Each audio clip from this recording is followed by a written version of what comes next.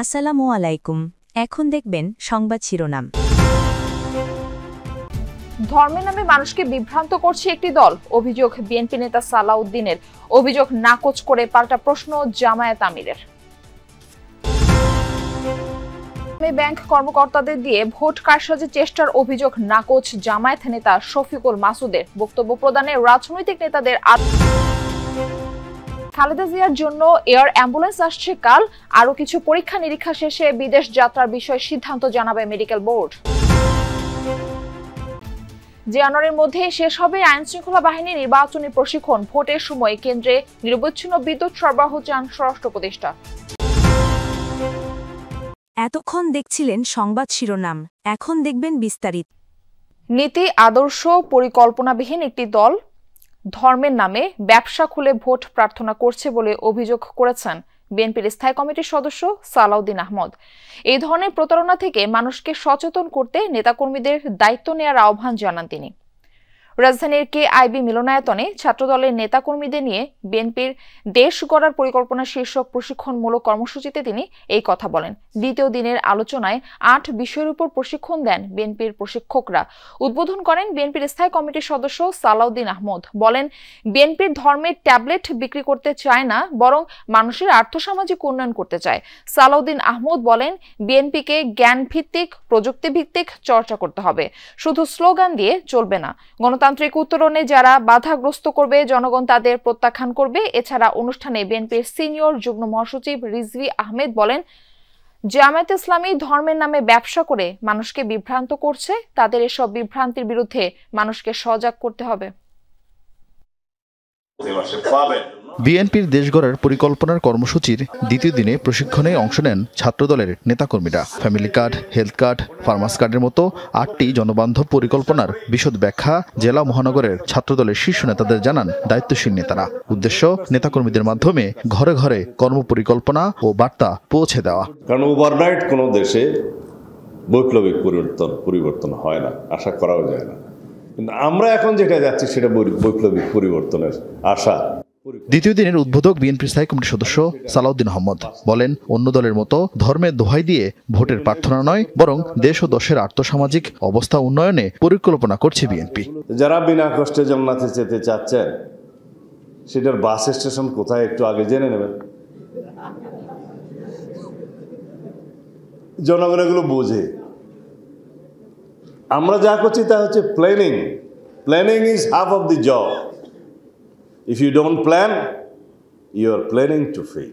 আমাদের ধর্ম ব্যবসায়ী বন্ধুদের উদ্দেশ্যে বলা হয়ে গেল মনে হয়। তারা কেবলই বলছে যে এখানে একটু মার্কাতে ভোট দিলে তরতরাইয়া জান্নাত। তার আগে ইহকালে কিভাবে চলবে এর কোনো বক্তব্য নাই। শুধুমাত্র ধর্মের নামে একটা ট্যাবলেট বিক্রি করে জনগণের সাথে প্রতারণা করার পরিকল্পনা করছে।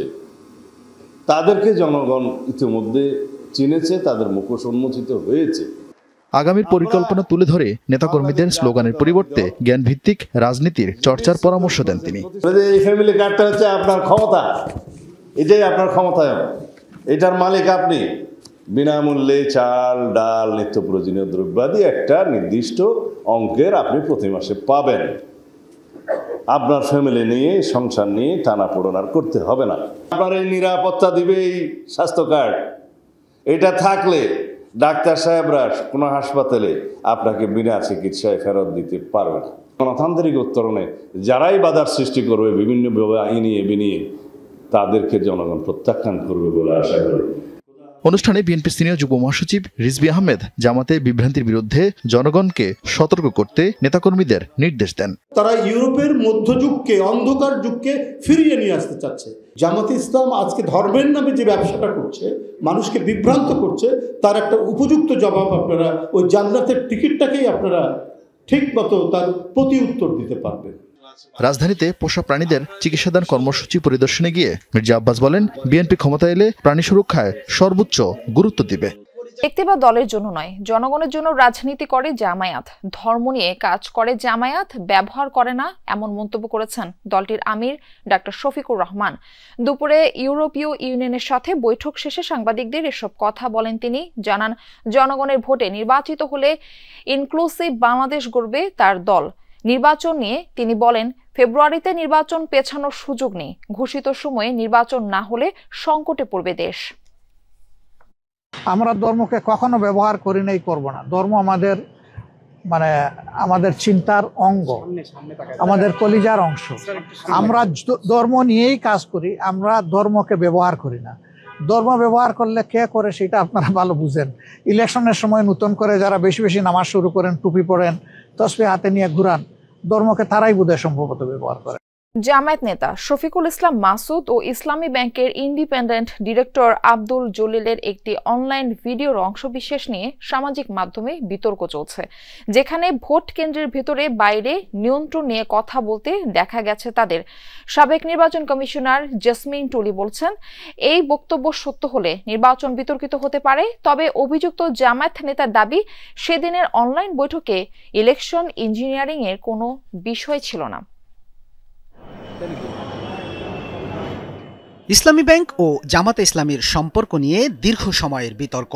তবে সেই বিতর্ক আবারও সামনে এসেছে ব্যাংকটির কর্মকর্তা কর্মচারী ও জামাত নেতা শফিকুল ইসলামের অনলাইন বৈঠকের কথোপকথনের ভিডিও ফাঁসের পর। ভিতরে থেকে উনি ভালো সাপোর্ট দিতে পারে, তাহলে উনি দায়িত্ব নেবেন। এই অনলাইন বৈঠকে ডক্টর শফিকুল ইসলাম মাসুদের সাথে অংশ নেন ইসলামী ব্যাংকের ইন্ডিপেন্ডেন্ট পরিচালক মোহাম্মদ আব্দুল জলিল। এছাড়াও বৈঠকে ব্যাংকটির আরো অনেক কর্মকর্তা ও কর্মচারীদেরও অংশ নিতে দেখা যায়। বৈঠকে জামাত নেতা শফিকুল ইসলাম মাসুদকে ভোট কেন্দ্রের ভেতরে বাইরে দায়িত্ব বন্টন নিয়ে কথা বলতে শোনা যায়, যেখানে ভোট কেন্দ্রের ভেতরে বাইরের নিয়ন্ত্রণ নিয়েও কথা বলেন তারা। লোকাল যে সংগঠন আছে, লোকাল অর্গানাইজেশনের সাথে আলোচনা করে ডিসিশনটা হবে। নির্বাচন কমিশনের সাবেক অতিরিক্ত সচিব জেসমিন টুলি বলছেন, এই বৈঠকের কথোপকথন আগামী নির্বাচন নিয়ে শঙ্কা তৈরি করছে। নির্বাচনকে জাতীয় ও আন্তর্জাতিক পর্যায়ে গ্রহণযোগ্য করতে রাজনৈতিক নেতাদের বক্তব্যে আরও সতর্ক থাকার কথা বলেন তিনি। আমি জানি না এটা সত্যি করে যাচাই করে সত্যির ভিডিও কি না। যদি সত্যির ভিডিও হয় তাহলে ইলেকশন কমিশনকে আরও সতর্ক হয়ে ইলেকশনকে আগাতে হবে। কারণ যেভাবে যাই বলুক, উনি প্রকাশ্যে যেটাই বলুক না বলুক, কিন্তু মিনিংটা করলে বা মানুষ এটাকে ব্যাখ্যা করবেই, খুব স্বাভাবিক। যেহেতু দেশে একটা ইলেকশন আসছে সামনে, এই জন্য আমার মনে হয় রাজনৈতিক দলের নেতাদেরও আরও সতর্ক হওয়া উচিত, যে তারা যেন ইলেকশনকে পলিউটেড না করে, ইলেকশনকে নষ্ট না করে। এই ধরনের চিন্তা করা এই মুহূর্তে উচিত না দেশের জন্য। এই অভিযোগের বিষয়ে ইসলামী ব্যাংকের ইন্ডিপেন্ডেন্ট ডিরেক্টর মোহাম্মদ আব্দুল জলিলের সাথে কথা বলার চেষ্টা করা হলেও তিনি ফোন রিসিভ করেননি। তবে ঢাকা মহানগর দক্ষিণের সেক্রেটারি ও পটুয়াখালী 2 আসনের জামাত মনোনীত প্রার্থী ডক্টর শফিকুল ইসলাম মাসুদ কথা বলেছেন যমুনা টেলিভিশনের সাথে। দাবি করেছেন, আলোচিত বৈঠকে নির্দিষ্ট কোনো ব্যাংক নয়, বরং ডাক্তার ও ইঞ্জিনিয়ারদের সংগঠনও যোগ দিয়েছিল। কনভেনশনাল ব্যাংক সহ আমাদের পিটিএফ বা আমাদের যেমন